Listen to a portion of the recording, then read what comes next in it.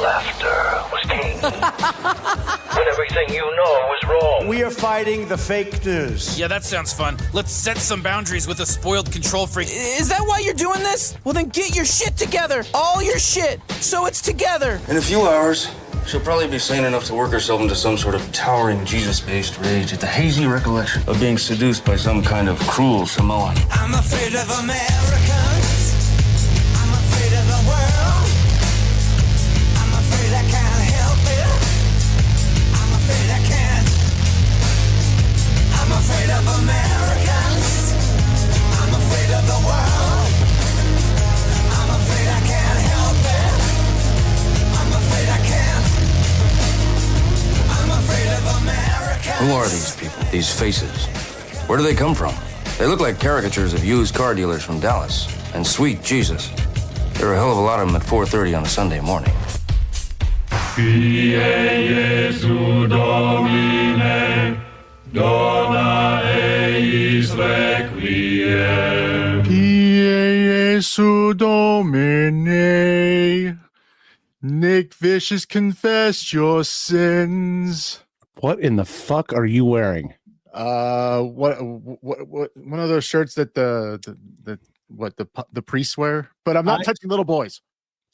No touching of little boys around here. I am wearing the priest shirt. I am for once speechless.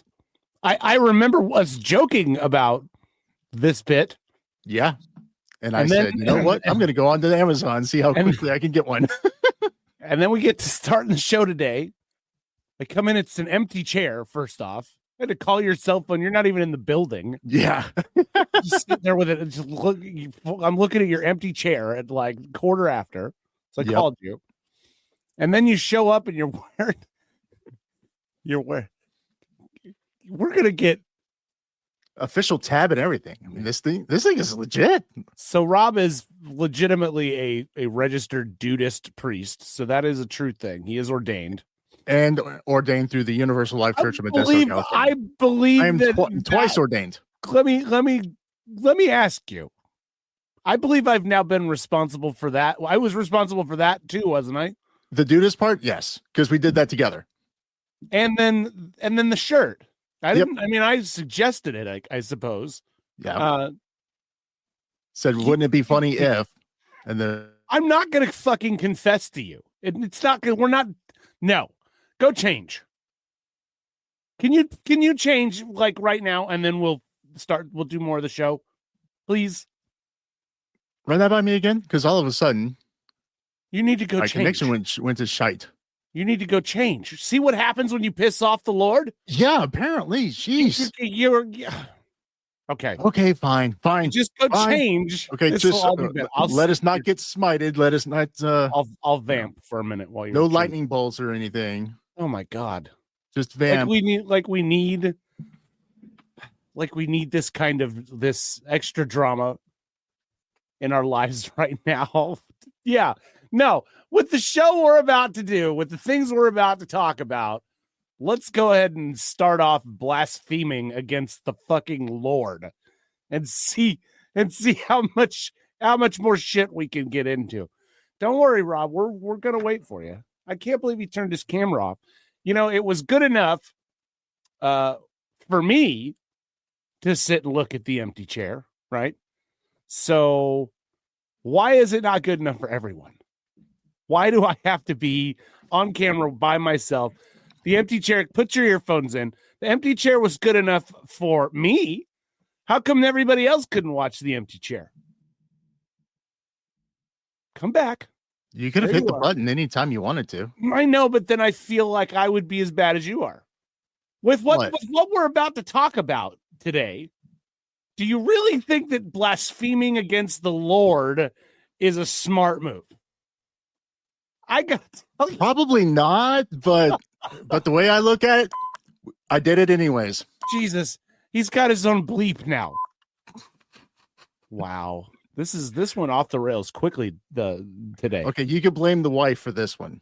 Actually, I'm kind of jealous. I like it. She said something about saying the word and too much, so I decided you've literally got the word shit written behind you. I know, twice. Great. Oh wait, hold on. Let me do the. Don't overthink shit and get shit done. Oh, that's true. Oh, I'm sorry. The other shit is washed out. So I just. Yeah, because of the neon and the lights. So, what do we? How do we start? This is well. okay. I asked you if you wanted to confess. I mean, no, I all right. do. So okay. So not to make light of the issue. Let's be real about it here. You got hit with some really big, life-changing, life-altering stuff since our last episode. Yeah, and you've been processing and dealing with it since. Yeah, and you kind of wanted to talk about it because there's a lot of other people out there that struggle with the same thing. Yeah, and to be so it's like Nick Vicious therapy. Well, that's where the idea of the father confessor bullshit came from. To be completely honest, but I got hit with a diagnosis for diabetes, diabetes 2, which means that my body cannot process blood sugar correctly, and I was going through some things with my heart not beating correctly. And that's what led me to the doctor. And they did the blood test and so get this diagnosis back. And just looking at some of the possibilities of things that can happen from here on out, I'm only 41, is quite frankly fairly terrifying. I don't know how people get diagnosed with this and don't immediately change everything about their lives, which is pretty much my reaction to it at this point. Which is, I think for a lot of people, it's willpower. Like, oh, you really need to change everything. I can't do that. I don't have it. I just don't feel like I have any choice. Well, that's probably the healthy attitude to have. I've been looking at the food that I've been eating, which, I had this image of who gets this disease as being like, I told this joke a bunch of times and nobody's laughed, but that's okay. It's like the 60-year-old 400-pound Meemaw in her scooter drinking. Yeah, right. I never got to the moo, but that's good. That's a good. See, that would have gotten people to laugh. Yeah, the moo. Everybody loves moo-moos. Everybody loves a good moo. Anyway, drinking the 24-pack of Pepsi. That's who I thought got this disease, right? Well, it's not that. There's a genetic portion to it. There is stress and anxiety play a factor. Which you suffer from the anxiety part. Woo! And the stress part. Yeah, I'm not... I'm learning not to live like that anymore. I just... it was part of... I guess a defense mechanism growing up and just how I related to the world around me for a long time. And that was also part of how you were forced to relate to the world around you for a few years too. Right. I, in the grand scheme of making good choices to, control my own stress and anxiety and things like that. I dare say the proof is in the pudding that I wasn't all that successful with it. But you tried. I think in a lot of ways it's going to work out to be okay because these are things that can no longer be ignored if I want to live to be an old man. And that's still pretty much the plan. Right. And if you go and you look at all of the things that you increase your risk for with something like this, stroke, heart attack, dementia, you could lose your fucking eyes or your feet. To have the doctor that diagnosed this tell me the next time I come in, he wants to see my feet. That brings this shit home, man. Whoa. He wants to see your feet the next time he sees you? Are you sure he just doesn't have a foot fetish? Reasonably sure. They want to make sure that Are you sure? Did you see a doctor in San Francisco? I did, yes. I'm just saying you can lose your feet as part of having diabetes. Lose your legs. Actually, my high school band director lost several toes because of diabetes, and eventually his life. But right, so we don't want to go down that route. We want to control it with as long as possible with all your digits. Yeah, with all my digits and I want to be able to remember who I am to the day that I die and things like that. And I'm gonna do what the doctor says, and we're gonna change the lifestyle. That's all. That's the trick. And what I was gonna say is, you look at the things that you increase the risk for with a diagnosis like this, and then you go and you look at the ways to decrease the risk for those same things. And invariably, the procedure is pretty much the same to handle all of the things. It's diet and exercise and lifestyle and stress, and the more you control those things, Mental health and physical health and spiritual health. Really, I mean the whole package. Oh, that's why you wanted me to change out of the shirt. You're working on the spiritual health too. Got it. Okay. No, not like you can only take so much blasphemy in a week. Jesus, Okay, right. we already hit the quota. Yeah, let's not tempt fate any further than we already have. It's hard to look at the numbers that came back as part of this and not just think that there was some damage done. There was. That's what the numbers are saying. And the numbers don't lie. My kidneys are fine. My, all the organs seem to be working right, but my system just won't tolerate the sugar any longer. And so I'm glad to say that now that I'm measuring and testing these things on a regular basis, the blood pressure and stuff is kind of normalized. So all that's really good. And the blood sugar is coming down. It's going to take some time before this problem is under control, but all right, hit me real quick. Before your diagnosis, what would be an average dinner? And then tell me what your average dinner has been since the diagnosis. Just to get a feel for how different things are. It was always very carb heavy. So, it would be a giant plate of some sort of red meat and a giant plate of carbs. I mean, I'm saying I was pretty good at killing 5 potatoes at a sitting, and, bread and all this other stuff, and do it at night and then sleep it off like a normal person would do. And so a lot of carbs and protein, and by a lot, we mean a lot because of portions. Right, because you were cooking too much for one person. Correct, and eating too much for one person because I wasn't eating regularly throughout the day. So I was really good at that being the one meal I would have all day would be that meal that was filled with carbs. And so you are doing a lot of bad things when you eat like that. And did I know that it was as unhealthy as it turned out to be? I really didn't. It's not like I was stuffing my face with pizza 5 nights a week. I wasn't eating fast food all the time. As a 40-year-old man, I felt that my diet was fairly reasonable. And I was clearly wrong. Not just on the diet level, but the timing of the meals and how late I would eat, and then there's a genetic portion of it. I remember my mom telling stories about my grandfather. Man, what is it with y'all in genetics? I swear to God.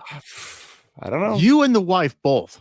Your genetics are just whacked. Well, I don't know what to say. I can't defend my genetics. I had nothing to do with it. I'm just here.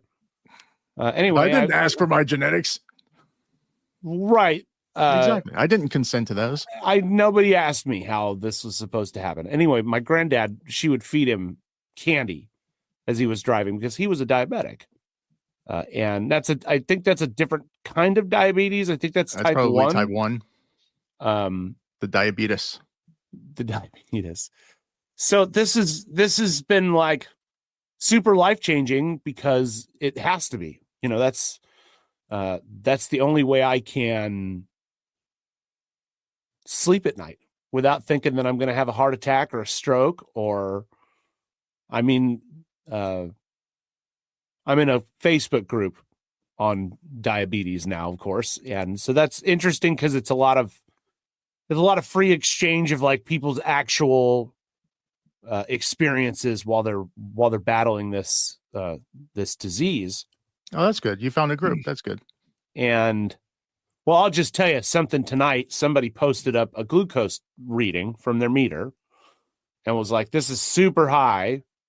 And in the thread, people were like, yeah, you should probably be headed to the emergency room with a blood sugar that high. I know what the blood result that I got said my current blood sugar was when all of this started. And it wasn't much fucking lower than the number that dude was told to go to the ER with.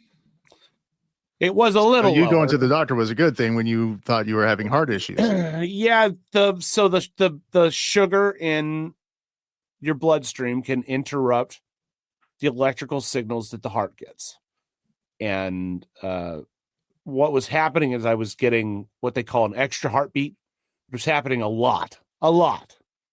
And then, of course, once that started happening, the anxiety started feeding back into that.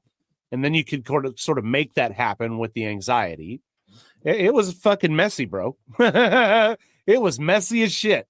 That's a fact. I ignored this and I ignored taking care of myself in a way that I had always had access to. It's not like I didn't ever not have insurance. Yeah, but I mean, we hate doctors. We hate doctors. I don't hate them per se. I just don't like going to them unless I really, really have to. Because my thing is, I'm going to be stuck in a lobby with people who are actually sick, and I'm going to end up catching something. It's not even that for me. A doctor is the only mechanic that you'll go to that will fuck you for life. Yeah. Right. And in a way, that's exactly what happened here, but it's not the doctor's fault, right? Like, but he was gentle and used some lube, though. I get, yeah. He didn't just spit on that thing because he wants me to come back. Yeah, he's got to milk your insurance company for all he can. Well, they got me for life at this point because I'm always going to need to manage this disease, and the hope is that I get to be one of the people that can reverse the symptoms and take this disease and put it into remission with good habits and good diet. And once it's in, you get to be in remission when you can stop taking the medication. And for a period of like 3 months, 6 months, whatever, your blood sugar stays in the range that it's supposed to be. And by the way, if you've got a blood meter that's between a glucose reading of 70 to 100, you get to have a little spike in the morning because your body tries to wake you up by filling you with a little bit more of that blood sugar. It's about 130 is normal when you're waking. You really want it to be down by like 110. And let's just say I've been flirting with some of those lower numbers since we've started working on this. And my hope is that means that that my body's not completely shot over all of this, right? And your high blood pressure has been going down, down towards normal, so that's good. And it's spooky as shit to know that because I have a blood pressure cuff that sits in the bathroom now, and we check and log this information so that when I go back to the doctor, in the next month or whenever, that we've got data for him to look at and go, okay, well, this is kind of where you're trending. We need to do this now. Let's wait the med, whatever he's going to do, so that we have that information. What may end up happening here is this thing it's called a CGM. It's a continuous glucose meter. And it's one of those little things that you wear. Yeah. Thing you wear under your arm, and it ties into an app, and I think you change the thing every 2 weeks or whatever. Some people are allergic to them, but anyway, what it does is exactly what it says it does. It continuously monitors your blood sugar level. And because you things go up and down as you eat and as your day goes on, and basically the more information that you can have, the easier it is to get that pattern nailed for you to get this under control. And then I think the idea is that as long as I haven't damaged any nerves, which doesn't seem to be the case, all the rest of this can be reversed. The damage can be reversed with healthy lifestyle and exercise and healthy diet and lowering all the things we've talked about that are the same ways that you manage the diabetes. Most of the damage that is done to the body can be reversed. There are some things with plaque building up on the inside of the arteries that I'm not sure how that exactly gets reversed, but it's the same idea. If you have been pushing that system really hard, even if you can't reverse all the damage, you can definitely idle up, and not run the system quite so hard anymore. Yeah. And it's kind of spooky what can happen, and knowing what has happened, with the blood sugar being so high, it goes in and it damages all your arterial walls. And so they collect cholesterol and plaque, and they get fucking gunky. And that's how people with diabetes end up having strokes and heart attacks. And based on the fucking testing that we did, those are all things that I'm barreling towards unless this changes today. And it has. It is as under control now as I can make it. And it's, my level of control, it gets better with time. We're just starting this journey. Oh, sorry. But I've got some good cookbooks on the way, and I'm pretty well dedicated to shopping correctly for this. If this is one area of my life that I can, afford to spend a little more money on, then that's what I should do, because it'll help keep me alive. and right now, while you're consciously having to think about it and having to force yourself to make the right decisions, over time, it's just going to become second nature, and you won't even think about it. That's the idea. Is that you just use this as a catalyst to do the right things, and to know what they are. And that was my biggest failing, is not that I just didn't see the harm that I was doing. But you felt it. You were feeling the harm that you were doing. I guess, I don't know. I never felt bad. No, that's not true. Other than my heart tripping out, I would not have known that there was a problem, at all. But once you start taking this medication, this stuff called metformin, one of the things that happened to me is, clearly I wear glasses. So my vision is already being corrected, and it's been like that for a long time. So there's nothing super unusual about that. I wore glasses in my 20s.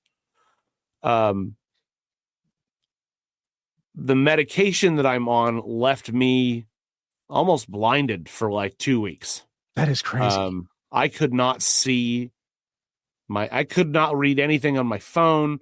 I couldn't read my laptop screen. Unless you went all Mr. Magoo on it. Right. Right. I had to make the screen 400%. Yeah, exactly. And then we had enough recognition to get done the things we needed to get done. And so what that seems to be, my understanding of it, is that when you have diabetes and high blood sugar, the tissue in the eyes builds up fluid in them. And when you correct this issue, that is now changing, and that's why your vision gets all fucked up. But to the degree that it happened to me is just even more proof that we were not in good shape. So if that had continued unchecked, is that where it leads to wet AMD, that thing I see commercials for? Because I've been trying to figure out what the heck is wet AMD. No. Wet, macular degeneration. What is this? I don't know. I know that it leads to neuropathy, I think is what it's called.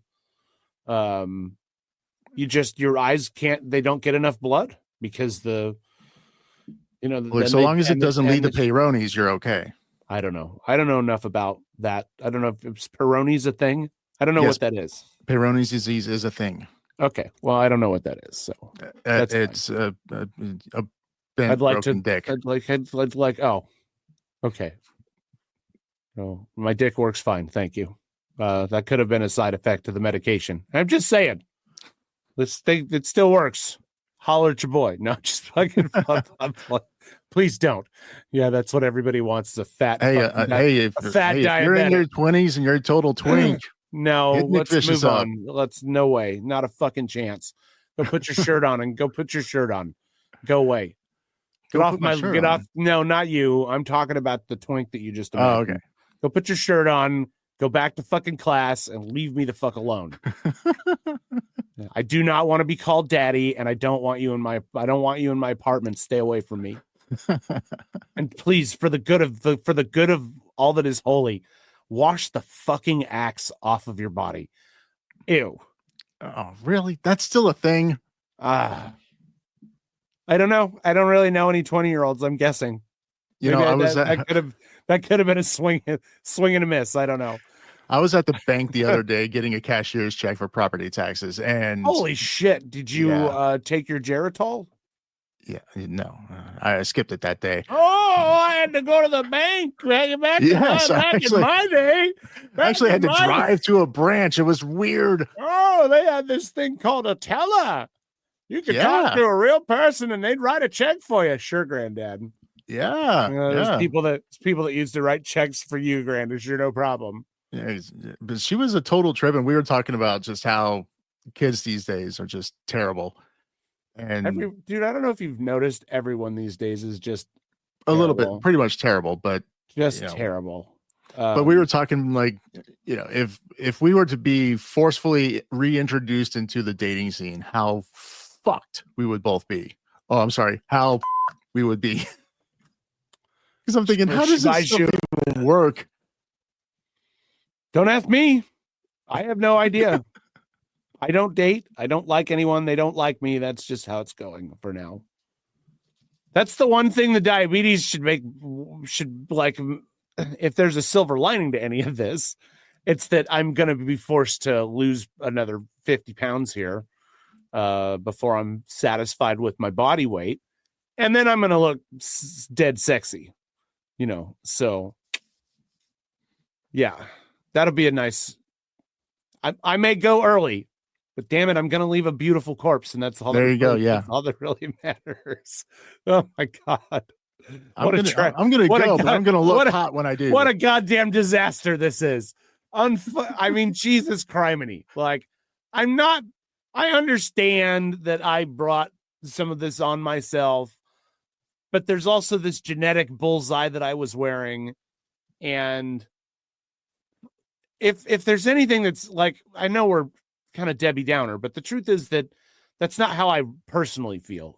I've been pretty positive about all of this, that it's like all of these changes needed to happen anyway. So we're just going to do the work. Not have to do it. It's going to keep me honest about it. It's not like I had intended to eat like fucking garbage.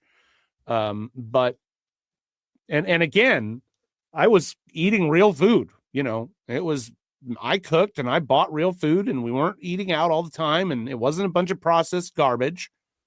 And this happened. It can happen to you. You need to make, and I'm talking to the audience now, like, you got to go get your shit checked, because this can happen to you. If you can catch it at pre-diabetic levels, you don't have to worry about the shit that I'm going to worry about. There is no cure as of right now. However, the Chinese, just in the last couple of weeks, they were able to use stem cells to reverse type 1 diabetes in someone. Hey, all right. And get their body to produce insulin correctly again. So I kind of hope that there's going to be some breakthrough for people like me in my lifetime. I think that's a nice hope to hold on to. If not, it's just about how tightly controlled does my diet need to be? Is it something like, for the rest of my life, I have to eat this certain things and then go walk for half an hour after I eat? Is that every meal? The dog would love that. Oh God, the dog drags me all over hell and gone. She's got more energy than I do. She almost she's killed me far the other older. day. Well, and I, living in San Francisco, there's like lots of good places to walk. And so we ended up on Buchanan Street the other day. And it's one of those streets that's literally like so high up there that the sidewalk has a staircase cut into it. It's not just a flat sidewalk. Nope. Fucking bitch drug me straight up the goddamn hillside. And I'm like, glad you're happy. I need to breathe for a second. And I mean, and we can go do those hills. Like it works. And I'm, it's not, doesn't kill me or anything, clearly. So I'm just kind of well, I ain't dead yet, bitch. Maybe as hard someday as we try. Yeah, maybe someday, but not today. Not today, muff. Oh, you got the beep right. Okay. Yes. Well, I am now emotionally exhausted from Aww. telling the story. Do we have anything else to talk about, or can we call it a show? What do you think? I mean, we could always talk about other stuff. I mean, I do not want to talk about the Hawk. Do not bring the Hawk to a bitch up. I wasn't going to do that. I see it over on the video deck. Don't. Well, yeah, because I had that stuff prepared just in case. Several Hawk Tua videos. Well, okay, I'm just gonna roll this real quick. The days of this are over for you, my friend.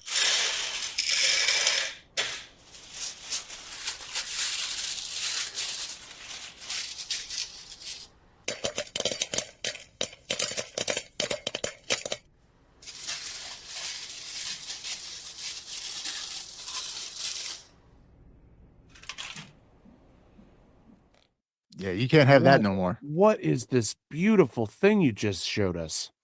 Apparently, wow, popcorn and candy meat. Oh, candy. And the thing is, like, it didn't look visually appealing at first. But it tastes awesome. Yeah, I bet you it tastes amazing. Oh, man. Like, you can't have that, and I can't have that because I know I would just end up vomiting immediately afterwards. Yeah, you've got your own challenges. Why don't you tell about your freaking fatty liver and the journey you've been on? Oh yeah, so stress. I'm like dragging out what I'm trying to say because I don't want to violate some HIPAA law and fucking reveal you didn't want revealed. Stress, bad decisions, lots of stress led to a lot of weight gain that I really did not like, and it really freaking sucked, and it pissed me off. But this year, 2024, the wife decided we're going to try the fad thing, which everybody was like doing the Ozempic stuff to lose weight and everything. And so we started that. And let's see, since I started that, I think in March or April, beginning of April, I have basically lost 87 pounds. Wow. Yeah. Well, I wasn't going to say, and I never said this to your face, but the last time I was out. Oh, yeah. You said it on the phone. You've said it a couple times on the phone. Can I say it on the show? Is it bad if I say it? I don't want to. No, you can say it. Okay. You can say it. I mean, being honest, it's true. I mean, we're being honest with each other. Yeah. The last time I was out in Texas, Christmas 2 years ago, it's not looking good. No, you looked. I'm glad that you took care of it. Or are on the road of addressing, because you just didn't look. And it wasn't even that you didn't look good; it was that you didn't look happy. Oh yeah, you looked very straight miserable inside your own skin, and there's a lot of parallels to what I'm going through. I mean, I was diagnosed with non-alcoholic. Now, mind you, non-alcoholic fatty liver disease, which, if gone unchecked, that would have led to cirrhosis of the liver. I didn't even earn it the old-fashioned way. That sounds like the most boring way to get liver problems. Yes, being constantly stressed out and just suffering from anxiety and just being miserable because there's a miserable man in San Francisco driving you crazy. He's not talking about me, by the way. No, it's the savage effect. That's what we call it, the savage effect. You know, I saw that his assistant Started a new job. with him again. Yeah. Savage They keep Enterprises. going back. Speaking of dude who's gonna need to have his liver checked at some point. Fuck. I I don't know how he's still alive because he's within close proximity. I don't know, man. Money. Nobody knows what the hell we're talking about right now. This is so That's fine. inside baseball, but yeah. whatever. I'm not even going to explain. Let's move on. I don't want to get sued. Yeah. So anyways, started the it's not Ozempic by name. It's the semaglutide. It's a compound that you shoot yourself every week with. And now, are you worried about going blind on that stuff? No. And I saw that study came out this week saying that it's linked to blindness. Funny thing is, I just had my eyes checked a couple of months ago, and amazingly enough, they said that my eyes had actually one eye had actually improved. Wow. So, well, because no, I'm not really worried about going blind. Okay. How long you're not going to be on it forever either, right? No, I mean, because honestly, I wouldn't want to be on it forever, but at the same time, I mean, the thing about it is that it's a great. I kept telling myself, all I need is something like just a jump start to get on the weight loss path and everything, because that's the hardest part for anybody. It's just getting started with it.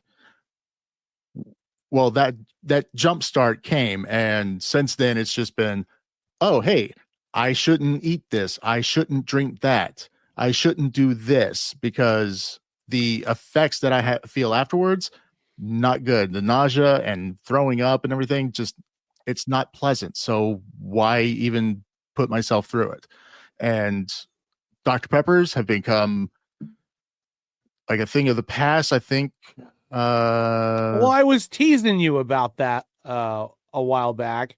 I didn't realize it was part and parcel to all of this, but I remember asking you, about the Dr. Peppers, because you were a very heavy Dr. Pepper consumer. You should have gotten the diabetes, goddammit. You were the one drinking the Dr. Peppers. I was headed there. I know.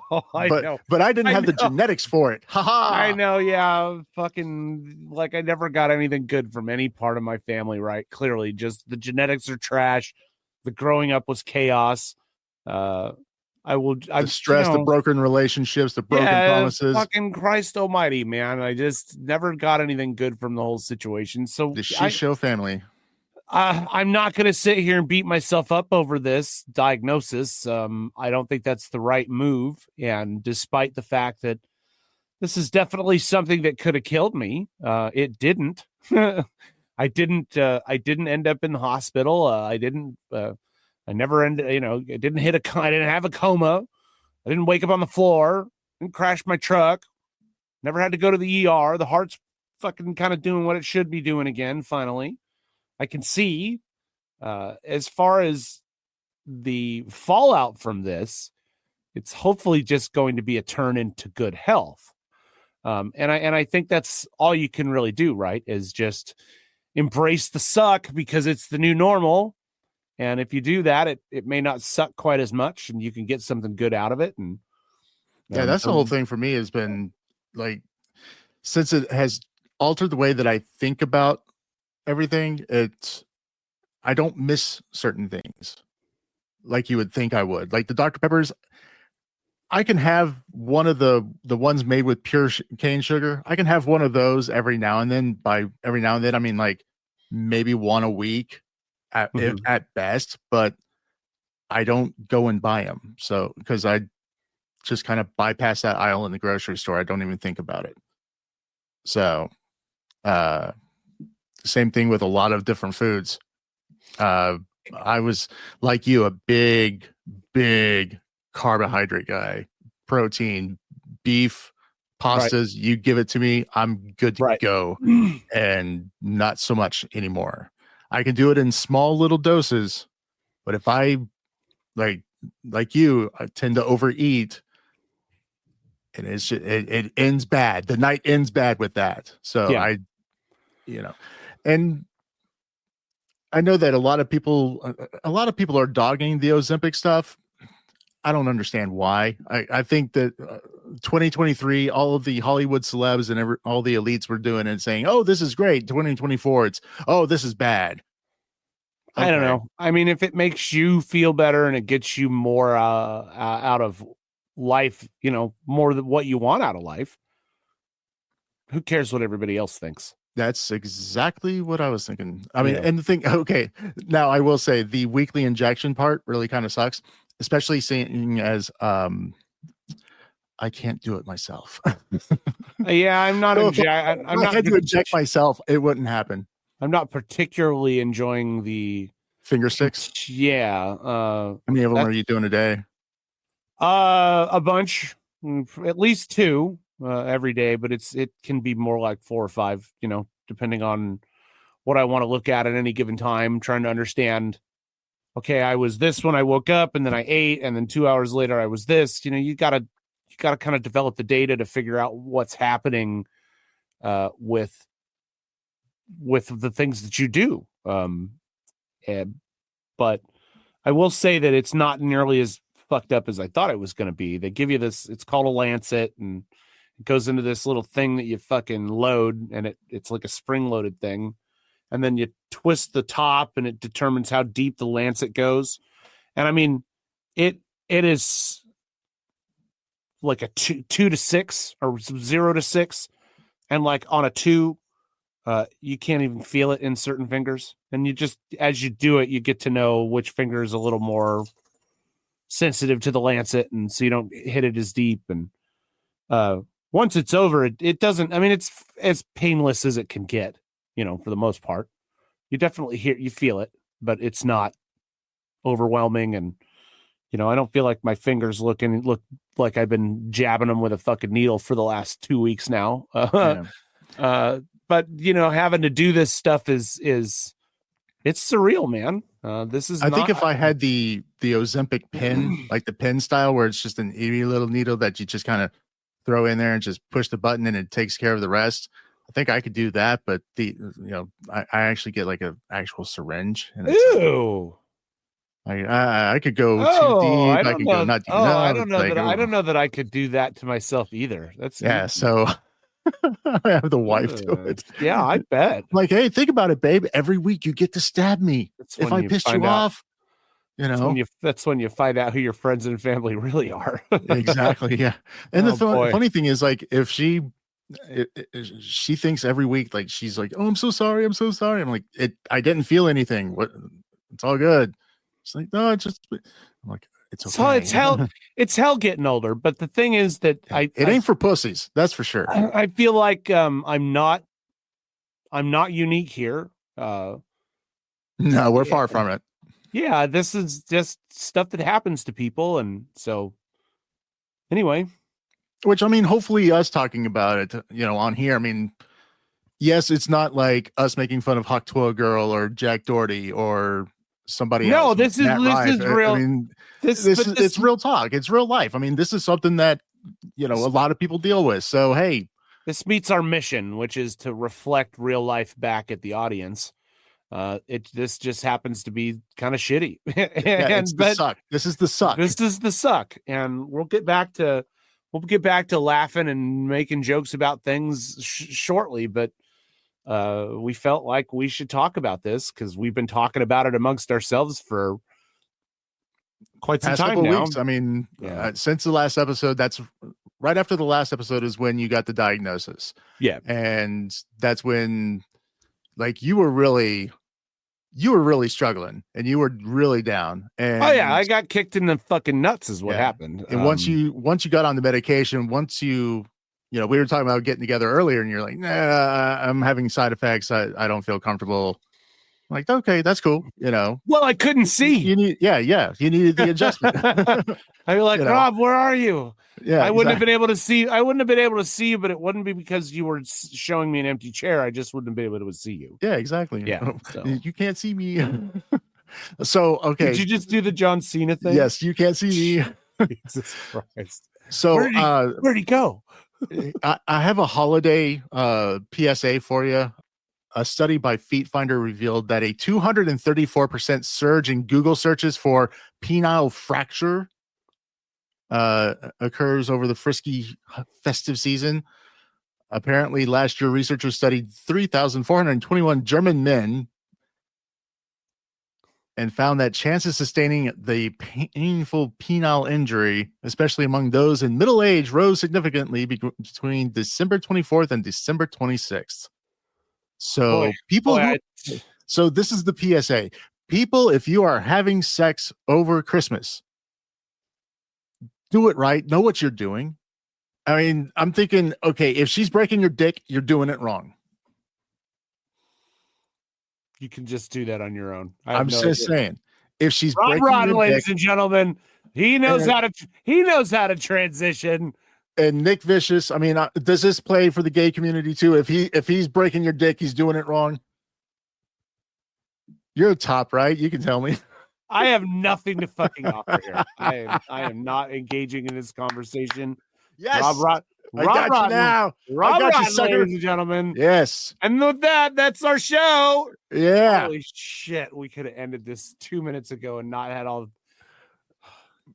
You got to end it with something good. And that's the PSA. I mean, hey, it's the holiday season. Merry Christmas. Man. Don't break your dick. You're a fucking mess. Okay. That's our show. Bye now. See you next time.